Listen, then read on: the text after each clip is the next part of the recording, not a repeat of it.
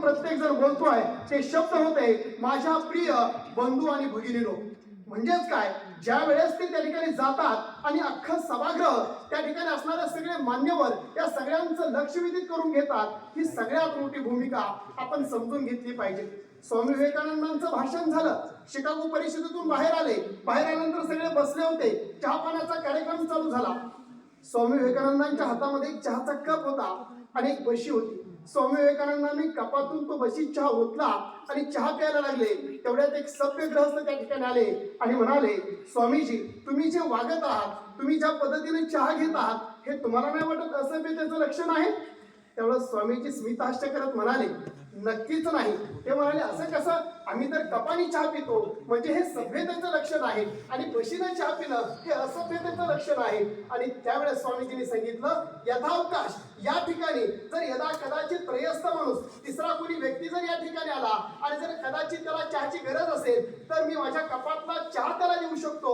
म्हणजे मी चहा जो पितोय तो उष्टा केलेला चहा नाहीये. ही भारतीयांची संस्कृती आहे आणि खऱ्या अर्थानं ही संस्कृती जपण्याचं काम आम्ही सगळेजण करत आहोत. ही सगळ्यात मोठी भूमिका आपण समजून घेतली पाहिजे. इथं युवक जो वर्ग आहे त्या युवा वर्गांना सांगतो, स्वामी विवेकानंद एकदा लंडन मध्ये कायद्याचं शिक्षण घ्यायला गेले होते. कायद्याचं शिक्षण म्हणजे जे काही लॉचं नॉलेज आहे ते घेण्यासाठी गेले असताना त्या ठिकाणी प्रोफेसर पीटर आणि त्यांचं थोडंसं जमत नव्हतं. आता थोडासा गमतीचा भाग आहे, प्रोफेसर पीटर आणि त्यांचं कधी जमलं नाही. एकदा जेवणावळीच्या त्या खोलीमध्ये प्रोफेसर पीटर खुर्चीवरती बसून जेवण करत होते आणि अचानक स्वामी विवेकानंद तिथून जवळ आले. त्यांनी हातात जेवणाचं ताट घेतलं आणि प्रोफेसर पीटर यांच्या शेजारी जाऊन बसले.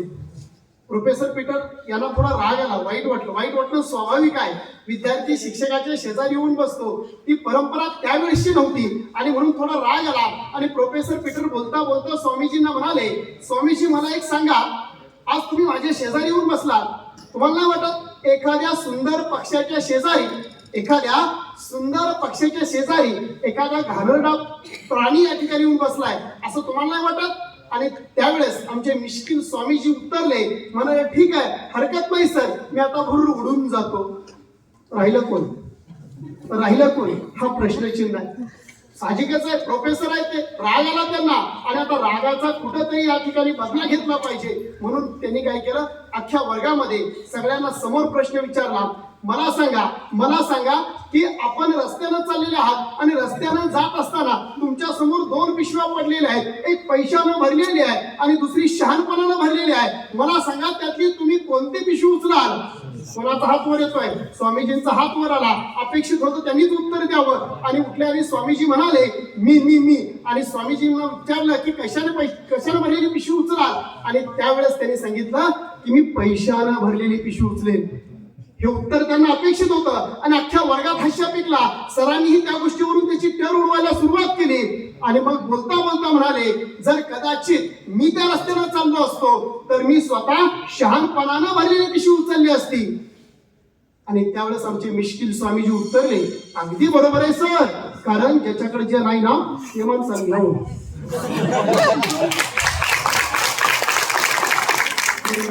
प्रोफेसर थांबतील ते खरे कुठले? प्रोफेसर पीटरांनी लगेच दुसरं हत्यार काढलं. काय? चला लगेच परीक्षा डिक्लेअर केला. कारण शिक्षकांकडे बघा, वर्गात जर कोणी कंट्रोल होत नसेल तर लगेच परीक्षा, आणि परीक्षा लगेच सांगितल्या आणि परीक्षाही झाल्या, निकालही लागला, सगळं काही झालं. पेपर हातामध्ये दिले आणि समोर सांगितलं, पेपर घ्या, आता कोणाला काही शंका असेल तर विचारा. प्रोफेसर पीटर यांनी त्यांच्या उत्तर पत्रिकेवरती एक शब्द लिहिला होता. तो शब्द थोडासा आपण ज्याला मूर्ख या नात्यानं वापरतो, बरोबर नाही, तो शब्द होता. आणि प्रोफेसर पीटरांनी सगळ्यांना सांगितलं, मार्क दिले, सगळ्यांना विचारलं, जाता बाबांनो कोणाला काही शंका आहे, कोणाला काही कुशंका आहे? आणि त्यावेळेस आमच्या स्वामीजींनी हात वर केला आणि स्वामीजी म्हणाले, सर मला शंका आहे. आणि स्वामीजींना विचारलं, तुम्हाला काय शंका आहे? सर तुम्ही चुकून तुमची सहीच केली, मार्क द्यायची विसरले. हे आमचे मिश्किल स्वामीजी होते. स्वामीजी तत्ववेत्ते होते. स्वामीजी खऱ्या अर्थानं धर्माचा प्रचार आणि प्रसार करणारे होते. स्वामीजी आमच्या देशातले एक महान अशी व्यक्तिमत्व होतं जे संन्यासी म्हणून उदयाला आलं. खऱ्या अर्थानं या आजच्या युवा दिनी मी आवर्जून नक्की सांगेन. तुम्ही स्वारगेट सारख्या ठिकाणी जवळ गेला तर रामकृष्ण परमहंस नावाचा एक मठ आहे, त्या मठाला नक्की भेट द्या. तिथं असणाऱ्या स्वामीजींच्या विचारांची परिभाषा तुमच्या लक्षात येईल. सर वैयक्तिक मी माझ्या जीवनामध्ये माझ्या हातामध्ये स्वामीजींचं 10 रुपयाचं पुस्तक ज्याचं नाव आहे आत्मबल, हे पुस्तक माझ्या आयुष्यात आलं. सर मी माझ्याकडे आजही झोपतानाही माझ्या उशाला ते पुस्तक असतं. अवघे काही वाक्य स्वामीजींच्या विचारांचे आणि त्या विचारानं प्रेरित झालेला तुमच्या समोरचा एक व्यक्ती आहे हे लक्षात असू द्या. स्वामीजींचे एवढे खतरनाक व्यक्तिमत्व आहे की ज्या विचारांमध्ये माणूस घडू शकतो किंवा स्वतःला बदलवू शकतो, स्वतःला नाही तर हे समाज बदलवण्यासाठी सगळ्यात मोठं अनुभव कार्य करू शकतो. ही सगळ्यात मोठी गोष्ट आपण सगळ्यांनी लक्षात घेतली पाहिजे. आज योगावर किती दांडगा बघायला. आज स्वामी विवेकानंद जयंती आहे आणि या स्वराज्याला आकार आणि उकार देणाऱ्या, खऱ्या अर्थानं या महाराष्ट्राच्या मातीला पवित्र करणाऱ्या त्या राजमाता राष्ट्रमाता आऊसाहेबांचा जयंतीचा सोहळा आहे. खरं तर हा जयंती सोहळा हा आपण सगळ्याजण आनंदात साजरा करत असताना, आपल्या सगळ्यांच्या अंतकरणातून ही भावना उरातून बाहेरून पेटून उठत असताना, इथं बसलेल्या प्रत्येक मनांमध्ये, मुलांमध्ये, मुलींमध्ये ती तयारी खऱ्या अर्थानं पाहायला मिळते. आऊसाहेबांची जयंती सोहळा साजरा करत असताना मला आवर्जून सांगावं असं वाटेल की ज्या वेळेस या पुण्यामध्ये आऊसाहेब पुण्यामध्ये आल्या, छोट्याशा शिवबाराजांना सोबत घेतलं आणि सांगितलं चला आता आपल्याला स्वतःचं राज्य निर्माण करायचंय. स्वतः शहाजीराजे बंगळूरला थांबले, आऊसाहेब स्वतः पुण्यामध्ये आल्या. बघतो तर काय, राया रावणानं इथं नांगर फिरवला होता, पहार रोवली होती आणि त्या ठिकाणी एक फुटकं मडकं चप्पल तुटकी रडकवली होती आणि सांगितलं होतं जर ही पहार कोणी उपटेल ना या धरणीमायेच्या याच्यातून त्याचा निर्वंश होईल. प्रश्न पडला, सगळी लोक घाबरली, सगळी बाहेर पडली, रानावनात गेली, डोंगरदरात गेली, सगळी आपला संसार करू लागली. परंतु त्या गावात कुणी यायला तयार होत नव्हतं, कुणी तिथं राहायला तयार होत नव्हतं. आणि आऊसाहेब स्वतः तिथे उभे राहिल्या आणि आऊसाहेबांनी गावकऱ्यांना हाक दिली, या माझ्यासोबत आपण आपलं स्वराज्याचं नावाचं एक बीज या ठिकाणी रोवूया. पण कुणी यायला तयार होत नव्हतं. शेवटी आऊसाहेब पुढे झाल्या, बघितली ती पहार घेतली, उचलली, फेकून दिली आणि म्हणाल्या उद्याच माझा निर्वंश झाला तर ही जिजाऊ इथं उभी राहील. आणि मग तिथल्या गावकऱ्यांना विश्वास पटू लागला. डोंगर दरा बसून बसलेली सगळी गावकरी गावात येऊ लागली. गावात आली खरी. आता प्रश्न पुढे होता, आऊसाहेब आम्ही आता गावात आलोय, आता पुढे काय करायचं? आऊसाहेबांच्या समोर प्रश्न होता. मग आऊसाहेबांनी सांगितलं तुम्हाला जे पाहिजे ती शेतीची सगळी साधनं मिळतील आणि त्या साधनं मिळण्याचं ठिकाण आहे स्वराज्य. स्वराज्याच्या संस्थापिका म्हणून ज्याला खऱ्या अर्थानं उद्बोधलं जातं त्या म्हणजे स्वराज्यच्या संस्थापिका जिजाऊसाहेब. जिजाऊसाहेबांनी बैला दिली, त्यांना खत पाणी दिलं, त्यांना बी बियाणं दिली, सगळी काही व्यवस्था पुरवली. बघता बघता पिकं डौलानं उडू लागली, बघता बघता कणसं लगडू लागली. आता प्रश्न होता, शेतकरी पुन्हा जमा झाले. आऊसाहेब तुम्ही खत दिलं, तुम्ही शेतीला बियाणं दिली, तुम्ही बैल दिला, पिकं डोमानं पुढाली. परंतु आऊसाहेब एक प्रश्न पडतोय, ह्या उभ्या असणाऱ्या मोत्यासारख्या दानांना रानगवे येऊ देत नाहीयेत, ते नेस्तनाबूत करतात. आऊसाहेब करायचं काय? आणि मग आऊसाहेबांच्या कल्पनेतून एक नानी कल्पना बाहेर आली. आऊसाहेबांनी सांगितलं जो कोणी रानगाव्याचा बंदोबस्त करेल ना त्याला सोन्याचं कडं बक्षीस दिलं जाईल. आणि मग गावातला धीट धकट तरुण सगळा बाहेर पडला, ताकदवर तरुण बाहेर आला आणि रातोरात जागून त्या शेताचं संरक्षण करू लागला. आऊसाहेबांनी ही जी नामी कल्पना सुचली होती ना, ह्या कल्पनेतून जो कोणी गव्याचं शेपूट तोडून आणेल त्याला दुसऱ्या दिवशी सोन्याचं कडं बक्षीस दिलं जाईल. तरुण बाहेर पडू लागला, गव्याचा शिकार करू लागला, त्याचं शेपूट कापून आऊसाहेबांकडे सोन्याचं कडं मिळू लागला. पण एक गोष्ट आम्ही या ठिकाणी लक्षात घेतली पाहिजे, आऊसाहेबांनी एका दगडात 2 पक्षी मारले. एक शेतीचं संरक्षण तर केलं, परंतु त्याचबरोबर खऱ्या अर्थानं स्वराज्याला उभी करण्यासाठी लागणारी मावळ्यांची मांदियाळी उभी केली, जी शिवरायांना आयुष्यभर पुरली. एकदा अशाच रात्रीचे 1:30 वाजले होते आणि 1:30 वाजता 4-6 पोरांचा टाळकं त्या ठिकाणी आलं. एक हत्तीवरती खांद्यावरती रानगवा घेतलेलं एक पोरग 1:30 तासात पुढे आलं. दरवाजा वाजवला, पहारेकरी पुढे आला, ठोठावलं, अरे कोण? आणि त्यावेळेस सांगितलं आम्हाला आऊसाहेबांना भेटायचं. आऊसाहेबांना? आणि एवढ्या रात्री 1:30 वाजलीत की आता पुढे भेटण्याची वेळ आहे. हो नाही आऊसाहेबांना दौंडी दिली नव्ह काय, जो कोणी रानगव्याची शिकार करेल आणि त्याला जो कोणी मारेल त्याला सोन्याचं कडं बक्षीस दिलं. अरे हो दिली, पण तू सकाळी ये की. हा सगळा कलबला ऐकून आऊसाहेब बाहेर आल्या.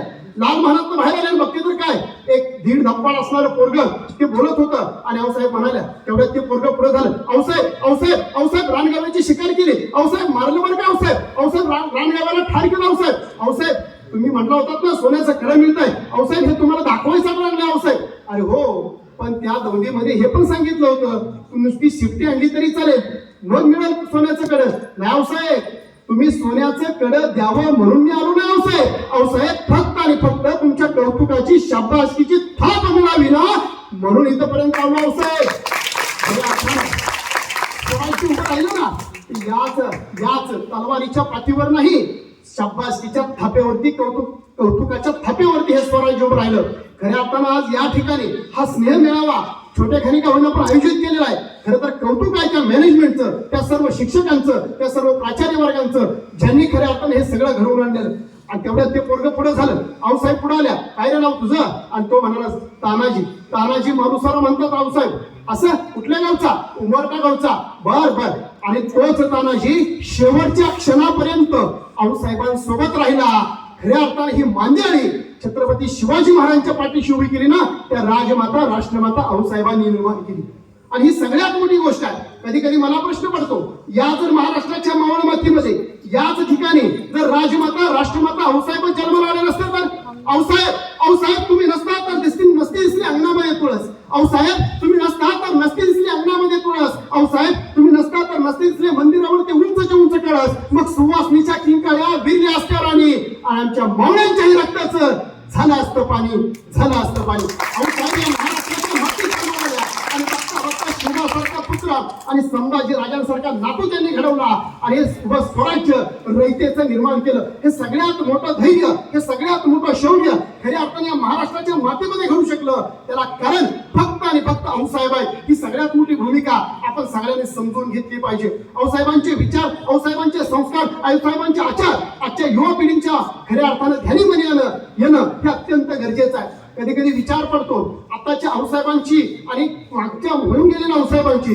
खरं तर शाळेची कॉलेजची सहल निघते आणि शाळेच्या कॉलेजच्या सहलीला जाण्यासाठी ज्यावेळेस आमची मुलं सहलीच्या गाडीमध्ये बसतात, गाडीत बसल्यानंतर आमच्या आऊसाहेब किंवा आमच्या आत्ताच्या आई आणि वडील जे आहेत ते आम्हाला म्हणतात, बाळा पुढच्या सीटवर बस, बाळा मधल्या सीटवर बस, बाळा पुढच्या सीटवर नको बसू तू मधल्या सीटवर बस, मागं नको बसू तू मधल्या सीटवर बस. का तर मागून एखाद्याने धडक दिली तरी तू सुरक्षित राहिला पाहिजे, पुढलं चुकून एखादी गाडी धडकली तरी तू सुरक्षित राहिला पाहिजे. बाळ तू जगला पाहिजे ना म्हणून तू मधल्या सीटवर बस. अरे जिथं पोरं जगण्यासाठी तयार केली जातात ना ती कधीच मरतात, परंतु जिथं मरण्यासाठी पोरं तयार केली जातात ती खऱ्या अर्थाने शोभा राजांसारखे, शंभू राजांसारखे घडतात. हा या महाराष्ट्राच्या मातीचा इतिहास आहे. आणि म्हणून आजच्या युवादिनी मला आपल्याला सांगावं असं वाटतं की आपण सगळ्यांनी हे आचार आणि विचार घेऊन आपण जर आपल्या भविष्याची आखणी केली तर नक्कीच एक वेगळा राष्ट्र, एक वेगळा समाज आपल्याला पाहावयास मिळेल. ही सगळ्यात मोठी गोष्ट आहे. मला तसा वेळ कमी आहे, परंतु मी जाताना एवढी गोष्ट आवर्जून सांगू इच्छितो की आम्ही आमच्या आऊसाहेबांच्या बाबतीत एक गोष्ट लक्षात घेतली पाहिजे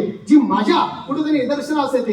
कधी कधी आम्ही इतिहास विसरत चाललेलो आहे, कधी कधी आम्ही आमची असणारी परंपरा विसरत चाललेलो आहे, कधी कधी आम्ही आमचे असणारे संस्कार विसरत चाललेलो आहे आणि कुठेतरी त्याचा जागर व्हावा ही काळाची गरज आहे. आणि म्हणून विसरून गेलो इतिहास आम्ही, विसरून गेलो पराक्रम, विसरून गेलो इतिहास आम्ही, विसरून गेलो पराक्रम.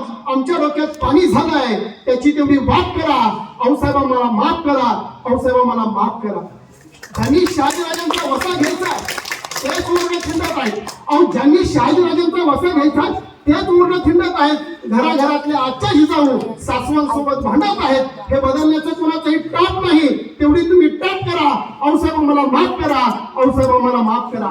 घराघरातला आजचा शिवाजी व्हिडिओ गेमवर खेळतोय, घराघरातला आजचा शिवाजी व्हिडिओ गेमवर खेळतोय, पानगुटक्यांच्या पुड्या खाऊन टीव्ही समोर लोळतोय. हे बार शो तेवढे फ्लिप करा. मासाहेबा मला माफ करा, मासाहेबा मला माफ करा. बाहेर खेळायला जावं म्हटलं कुठं मावळ्यांचा पत्ता आहे. अहो बाहेर खेळायला जावं म्हटलं कुठं मावळ्यांचा पत्ता आहे. पटकून पानगुटक्यांच्या टपरीवरती तरुणांचा हा कट्टा आहे, हा कट्टा तेवढा साफ करा. आऊसाहेबा मला माफ करा, आऊसाहेबा मला माफ करा. अहो केस केवढे वाढलेले, पोकळ मात्र मस्तक. केस केवढे वाढलेले, पोकळ मात्र मस्तक आहे. फार थोड्या घरांमध्ये मुलांसाठी पुस्तक आहे. तुटपुंजा या विचारांचे तुम्ही येऊन काट करा, तुटपुंजा या विचारांचे तुम्ही येऊन काट करा. मासाहेबा मला माफ करा, मासाहेबा मला माफ करा. ही म्हणायची वेळ खऱ्या अर्थानं आज या ठिकाणी आलेली आहे. खऱ्या अर्थानं आजच्या स्वामी विवेकानंद आणि राजमाता राष्ट्रमाता आऊसाहेबांच्या जयंतीच्या निमित्तानं आज या ठिकाणी आपल्याशी संवाद साधण्याची मला जी संधी ASM कॅम्पसने दिली त्याबद्दल मी आपल्या सर्वांच्या ठिकाणी ऋण व्यक्त करतो. आणि खऱ्या अर्थानं आजच्या या युवा दिनी, आजच्या या राजमाता राष्ट्रमाता आऊसाहेबांच्या जन्मदिनी आपल्या सर्वांना मनापासून शुभेच्छा देतो. जय हिंद, जय महाराष्ट्र, जय श्रीराम, जय शंकर.